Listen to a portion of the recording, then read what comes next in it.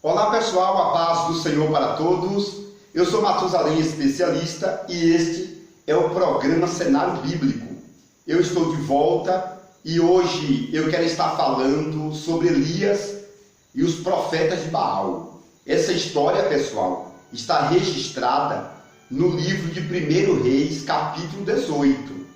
É uma palavra maravilhosa, porém muitas pessoas têm dificuldades para encontrar respaldos bíblicos para fazer um bom sermão nesse texto, tá bom?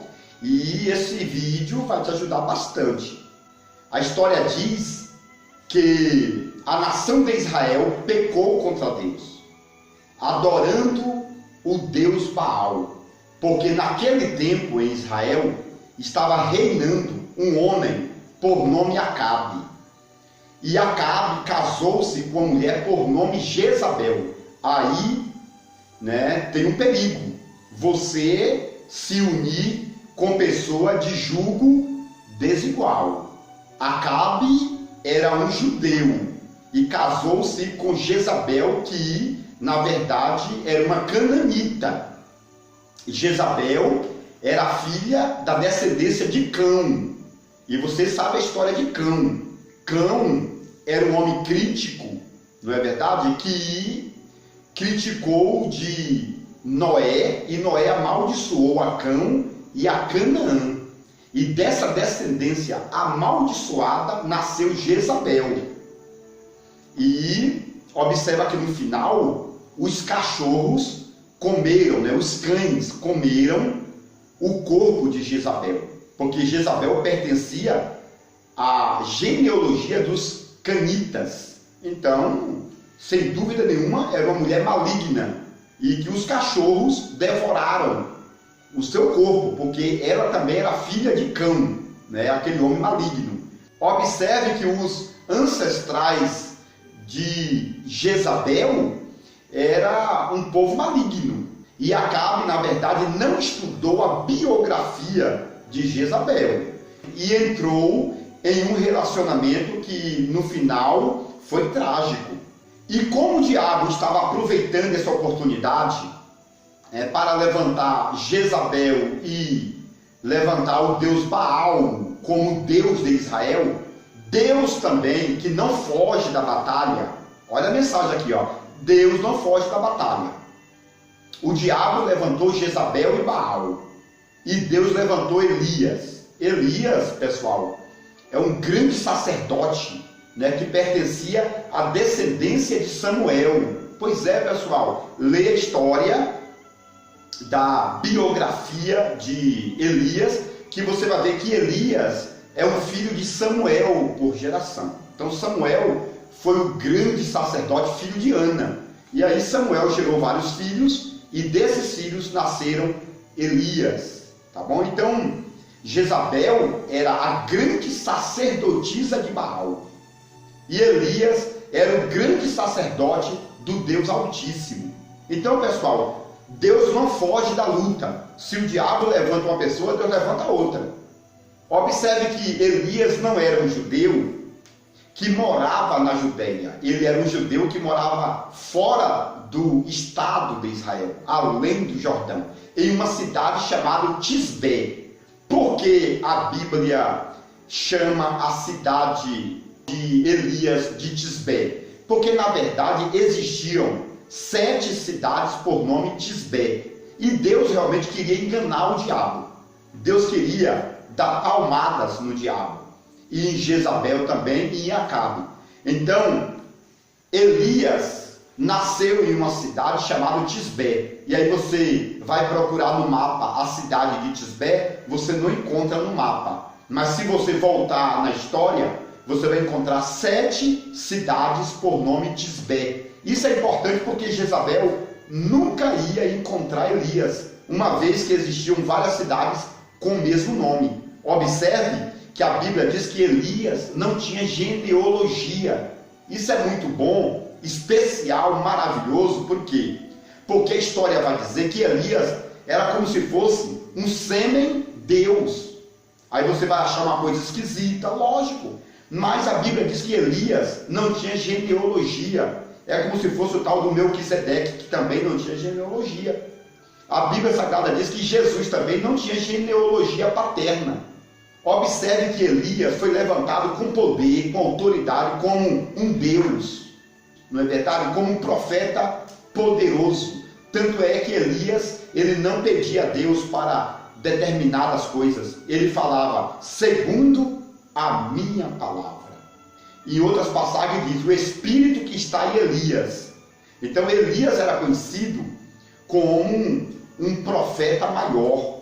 Outras pessoas entendiam que em Elias tinha a unção de um Deus. Tá? Isso é importante por quê? Porque algumas pessoas vão menosprezar essas questões, mas a Bíblia Sagrada diz que Deus disse para Moisés, Moisés, tu serás como Deus na terra, e o teu irmão Arão será como profeta no teu lugar. Então Elias era mais ou menos como se fosse Moisés, que Moisés foi representado por Deus como Deus na terra.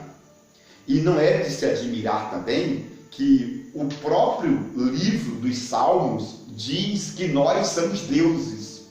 Né? Se você estiver num absurdo aí, falando que isso aqui é uma heresia, então, pessoal, nós temos que entender que a Bíblia também diz que nós somos deuses. Por que somos deuses? Porque uma parte de Deus está em nós. Porque Deus soprou uma eternidade, ou seja, o sopro do espírito humano dentro de nós.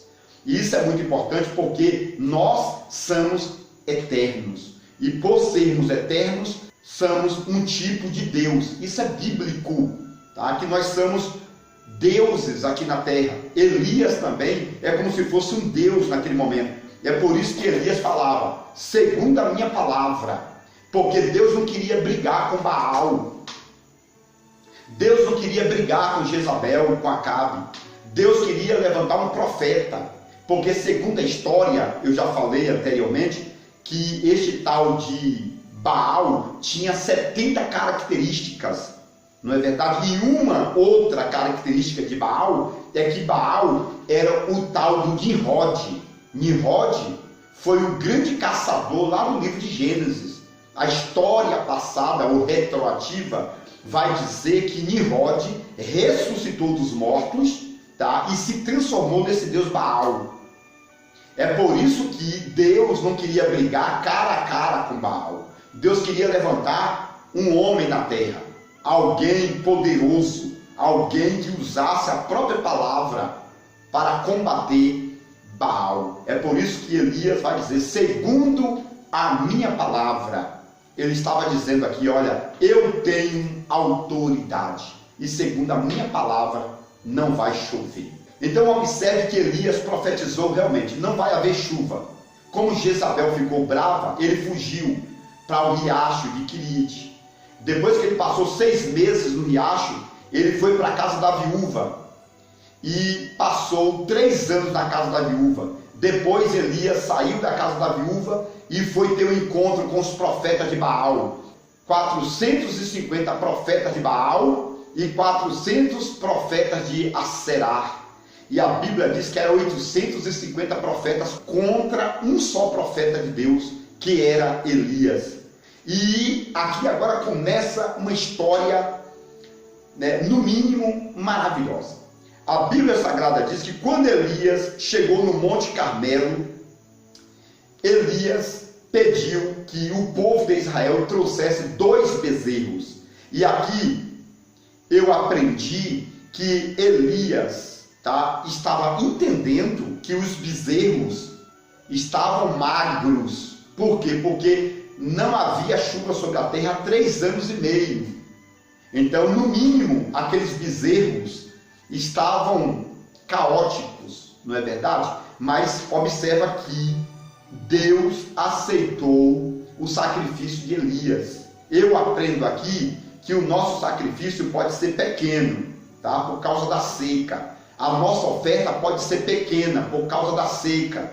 Mas Elias não deixou de sacrificar, tá bom? Elias trouxe o bezerro magro e colocou no altar. E Deus, você vai ver posteriormente que Deus aceitou, Tá? Então, tem algumas pessoas que precisam ser fiel no bezerro magro. É aqui que começa a mensagem, tá, pessoal? É aqui que começa, porque talvez os detalhes anteriores serviu como um discurso para a introdução da mensagem. Mas o corpo da mensagem aqui vai dizer que Deus aceita o bezerro magro. Isso é muito importante, porque tem pessoas que pararam de dizimar, pararam de ofertar, achando que o bezerro está magro, mas Elias, tá, ele trouxe o bezerro magro para a presença de Deus, e Deus aceitou. Segundo aqui, olha, é que Elias, ele poderia escolher o bezerro, mas ele não escolheu. Ele deu prioridade para os profetas de Baal. Porque, na verdade, pessoal, Elias queria mostrar humildade. Tá? Elias não atravessou na frente, não puxou o tapete, não. Elias confiava em Deus. Porque tem pessoas que querem ser o primeiro em tudo. E a Bíblia diz, aqueles que querem ser primeiros serão os derradeiros. Outro detalhe, Elias queria sacrificar por último, porque Elias queria assentar para aprender. Tem gente que não consegue assentar para ver os outros sacrificar. Tem gente que acha que já é doutor em tudo, é formado PhD em tudo. Elias não. Elias era um grande sacerdote, tá? Mas Elias preferiu ficar observando, porque às vezes nós aprendemos com as nossas próprias quedas, com nossos próprios pecados, mas às vezes nós devemos aprender com a queda das outras pessoas. Eu vou interpretar para você. Às vezes Deus quer que você se assente para aprender, tá? Porque com a queda dos outros você vai aprender a fazer a coisa certa. Eu vou melhorar. Não precisa você cair para aprender. Você precisa observar como é que o povo está trabalhando na obra de Deus e caindo, para você não cometer os mesmos erros e cair também. Tá? Com a queda dos outros, você consegue aprender muita coisa. E a Bíblia Sagrada diz que Elias, ele tinha essa humildade. Ele ficou de longe, observando, mas como o povo de Israel que estava ao redor do monte começou a se cansar, tá bom? Porque os profetas de Baal, segundo a história, ficaram clamando por 7 horas de relógio e nada acontecia. Então o profeta Elias começou a trazer uma discussão, dizendo: clama mais alto, talvez Baal está viajando, talvez Baal está dormindo, e vocês, com o barulho todo que vocês fazem, desperte-o do sono.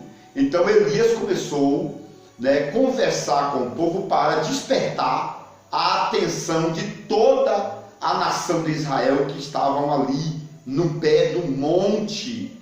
Isso é muito importante, pessoal, porque os profetas de Baal estavam com altar quebrado. Eles não tinham intimidade com Deus, altar destruído. Então eles clamaram por 7 horas e nada aconteceu. E aqui dá para fazer uma boa aplicação.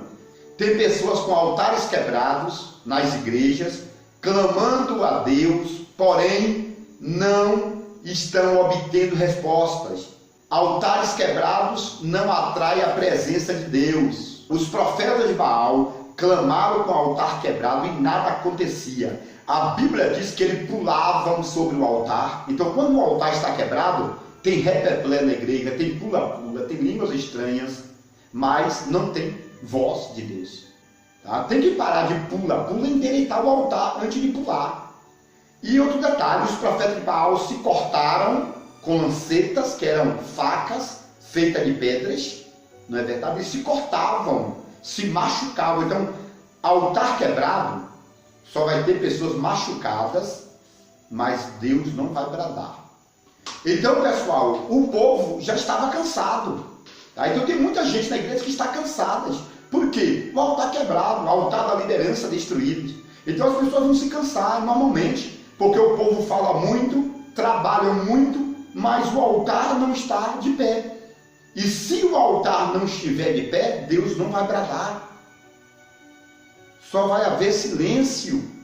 O profeta fala muito, a liderança fala muito, tem muito serviço na igreja, mas não tem resultado. Altar quebrado, altar de pecado, altar que está envolvido com Baal, isso é um problema.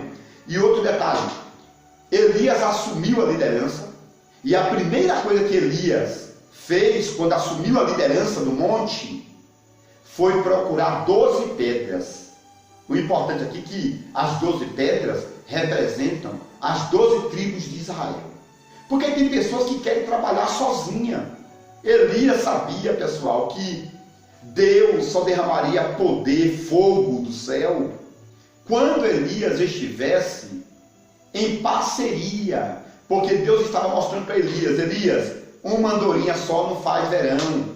Tá? Tem pessoas que não gostam de ser liderados, eles não conseguem fazer parceria. Elias pegou aquelas 12 pedras, representando as 12 tribos, a unificação, a parceria, a sociedade. Tem pessoas que têm que aprender isso, que não é o individualismo, tá? É o coletivo. E as pedras não eram pedras trabalhadas por mãos humanas, eram pedras brutas, porque pedras trabalhadas pela mão humana são pedras lixadas, pedras lisas. Quando coloca uma em cima da outra, ela desliza e cai. Então Elias disse, né, que ia formar o altar de Deus com pedras brutas, porque as pedras brutas, ela tem os seus defeitos, e é exatamente o defeito que vai segurar uma sobre a outra, porque não são lisas, tá? Isso é muito importante, porque Elias aqui não estava contando com os melhores, com os lavadinhos, tá bom? Elias não estava contando com os perfeitos, sabe, aquele que passou num curso de teologia, que passou na faculdade, que passou no graduado, etc, etc. Não, Elias estava procurando o bruto, sabe? Elias estava procurando algo que mantesse o altar de pé, porque a Bíblia diz que a letra mata. Eu não sou contra a teologia, tá bom, pessoal? Jamais. Mas a letra mata. O que está faltando hoje na igreja é a unção de Deus, porque sabedoria todo mundo tem demais. O que está faltando é pedra bruta. É crente igual Elias, quadrado. Crente de oração, crente que coloca a cabeça entre os joelhos para orar. Crente de jejum, como Elias, que jejua 40 dias e 40 noites. Tá bom? Então é crente bruto, porque crente lavado, a igreja está cheia.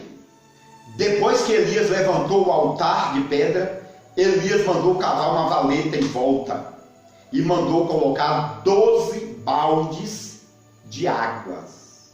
Exatamente, pessoal, aqui é um sacrifício, porque não tinha água não, tá? Então Elias mandou derramar água em volta, tá? Eu tenho uma tradução da Bíblia que diz 12 baldes de água em volta da valeta. Por quê? Porque segundo a cultura, né, os profetas cavavam um buraco por debaixo e ali ele colocava fogo no sacrifício e acendia o sacrifício.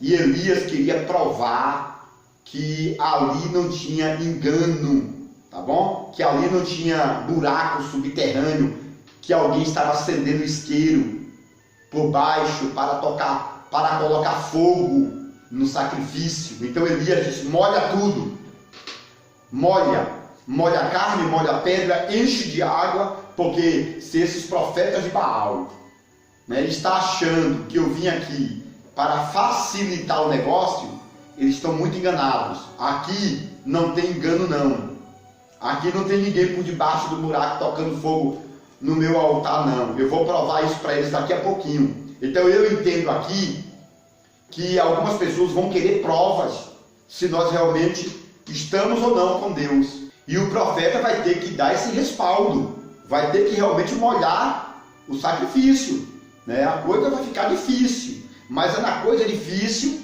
que Deus quer trabalhar. Quanto mais ficar difícil para o homem, vai ficar fácil para Deus. Isso é muito bom.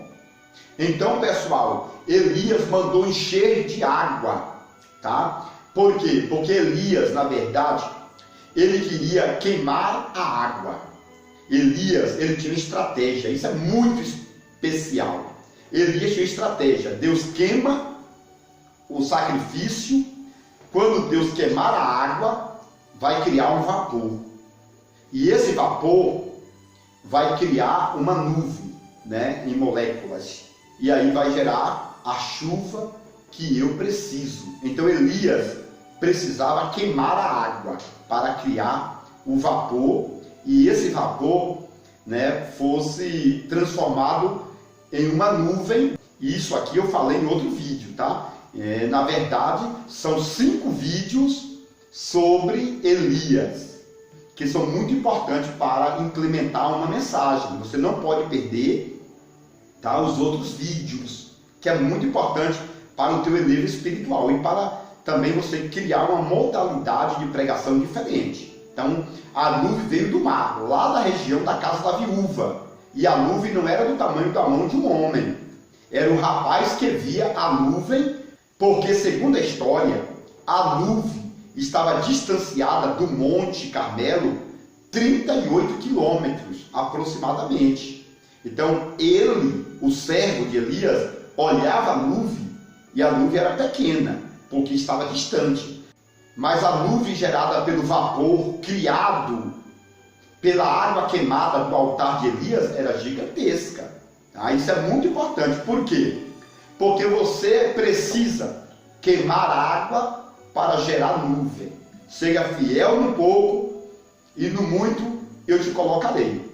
E isso significa que Elias, segundo a história, queimou 70 litros de água para gerar uma nuvem que molhasse todo o planeta Terra. Isso é maravilhoso, pessoal. Você tem que queimar um pouquinho para gerar o maior. Tem que ser fiel no pouco para gerar o muito.